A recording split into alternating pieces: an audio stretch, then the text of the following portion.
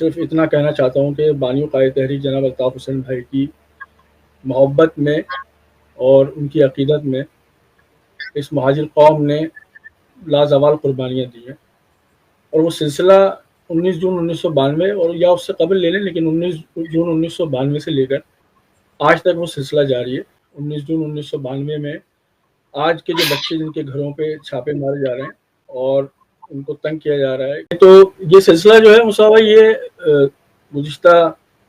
3 دہائیوں سے اس قوم پہ جاری و ساری ہے، یہ ظلم و ستم، یہ چھاپے، یہ گرفتاریاں۔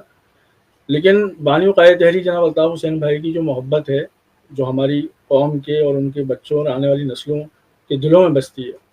یہ سب سے بڑی ان کی ناکامی ہے۔ اور آج آپ کو میں یہ بات چیلنج سے کہہ رہا ہوں کہ آج اگر آپ ان تمام چھاپوں اور گرفتاریوں کی لسٹیں جو آپ کے پاس نام ہیں، تو آپ اگر اس کا، یا کراچی میں جتنے بھی جو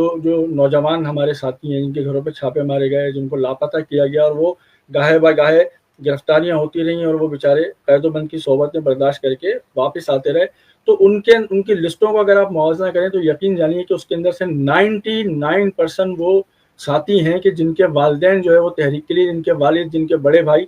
اس آپریشن کے اندر جو ہے وہ تحریک کے لیے کام کرتے رہے، 88 سے کام کرتے رہے، 90 میں کام کرتے رہے، دوران آپریشن کام کرتے رہے۔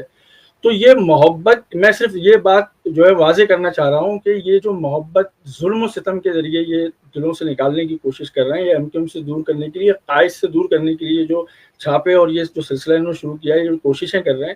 وہ دنیا کی کوئی طاقت بھی ان کارکنان کو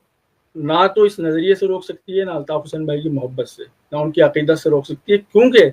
یہ ان ساتھیوں نوجوانوں کے دلوں میں ان کے والدین سے جینیٹکلی جو ہے وہ منتقل ہوئی ہے، روحانی طور پہ منتقل ہوئی ہے۔